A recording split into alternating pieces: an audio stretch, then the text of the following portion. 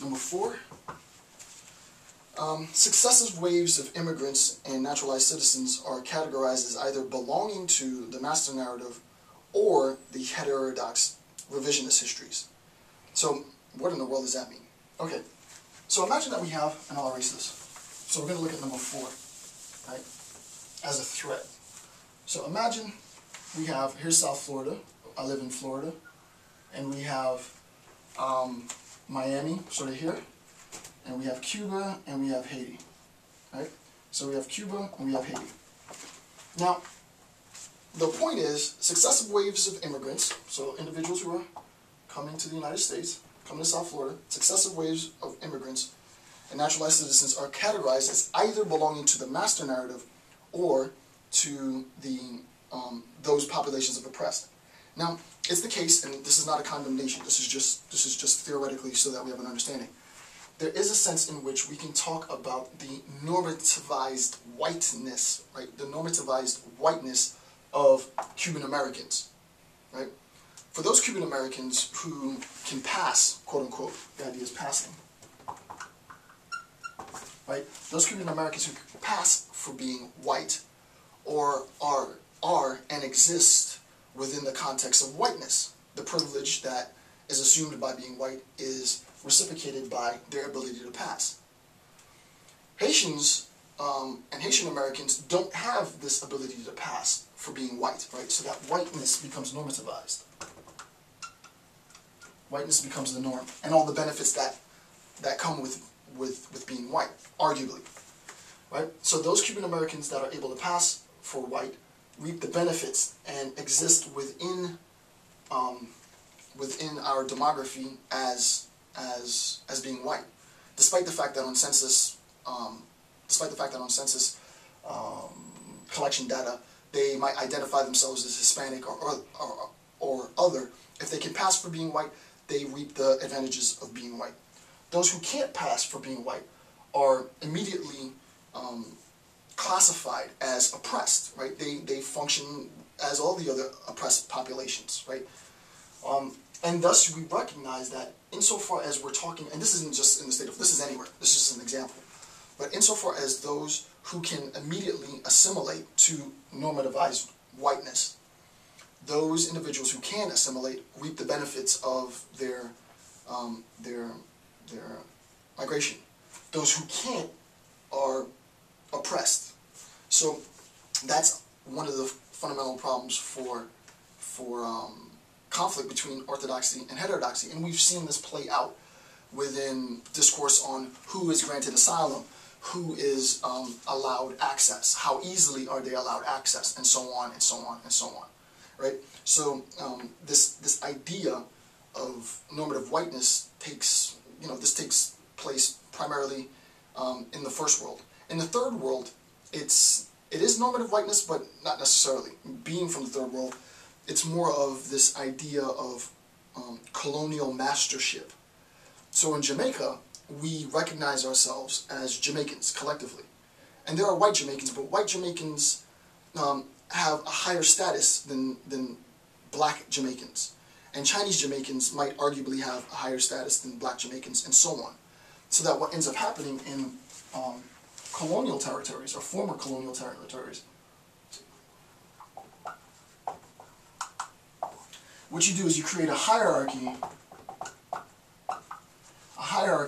in which, as you approach whiteness, and literally as you look, as your skin fares, in Jamaica we call it browning, right, which is weird, right? As you get lighter and lighter and lighter, you reap more social and cultural benefits, right? So the darker you are, the more oppressed you are, and literally, as you get lighter and lighter and lighter, you successively reap more benefit, right? So a very, very dark Jamaican will have a much more difficult time in Jamaica than a very, very light Jamaican. And then obviously the white colonial master has the most benefit, has the most advantage. And this is how the oppression plays out in all of the third world, right? In all of the third world. Probably most perversely in India, obviously, through a mixture of traditional caste system along with colonialism created this embedded, entrenched, still effective to this day, sort of social hierarchy. And in post-colonial theory, the idea is a recognition of the role of normative whiteness, right? The role that normative whiteness plays both in the first and the third world. And this is not to demonize white people, especially 21st century white people. They're no more proponents of, not all of them, most of them aren't proponents of this sort of hierarchy. It's an established consequence of colonialism. The point of colonialism was to dominate, and insofar as you dominate, the master, the oppressor, becomes that which we all aspire to be. The more likely I am to pass as the master, the more benefits I have. And then obviously, if I'm able to exist on this plane, I don't want to be like these people down here, so I also dominate them, right? So this becomes a top-down discourse of power. So it's important to recognize that this is going to lead to a lot of volatility between those who can reap the benefits of passing and those who can reap the benefits of being allowed to assimilate and those who can't. So this is part of a global, right? Global. There isn't any region really that's, except for maybe some extremely sort of isolated tribes maybe, but there isn't an ability to discuss any nation or any former colony that isn't plagued by notions of superiority and inferiority with respect to race, right? There, and later I'll talk about sort of the creation of race as a product of scientific enlightenment. Scientists obviously today have moved away from the belief that there's a race. There are no races, but later I'll discuss that in more detail. And then the last thing to discuss in this section has to do with this idea of political memory.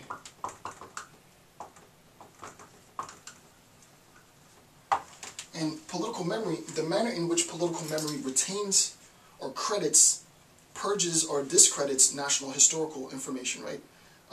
What ends up happening is it's through this memory, our memory of the past, that we are able to justify, to credit, to discredit things that happen in the present. So what does that mean? The first is the idea of flip-flopping, right? And I think it was in the Gore versus Bush, if I remember, I forget what it was, but there was this allegation that Al Gore was a flip-flopper. Like you say one thing now, but you'll do something else later, right? So the idea, the notion of flip-flopping, it'd be interesting for somebody to do an ontology of flip-flopping, right? What is the ontological status of flip-flopping? Well, it's the case that at one point in history, right, so you're at time 1 and we're at T2, right, T2. So at T1 you said A, and now at T2 you say not A, right? So what we're saying is that you're flip-flopping, right? So this idea of flip-flopping, is inherently rooted in memory, our memory of what candidate X said, right? So you said at some time in the past, A, but now you're saying the complete opposite thing. We can't trust you because you flip-flop, right? This idea of political memory is contingent on this. Now, we recognize immediately the disparity and the contradiction in electing someone like that, right? You said you were pro-choice, in '82. Now you say you're pro-life. I mean, which are you? We can't vote for a person like that because on issues of that magnitude, we want candidates who are clearly defined. Some people choose some pro-life, some people choose pro-choice, but I don't think anybody's going to choose a candidate who said one thing in the past and says something different. In the present. Okay, so we recognize that doesn't fly. Flip-flopping does not fly at all with respect to individuals. But how does flip-flopping manifest with respect to political memory, right? So, politically, right, what if it's the case that at time T1 in the past, the nation recognizes A, but at time T2 in the past, the nation doesn't recognize A, right? So it might be the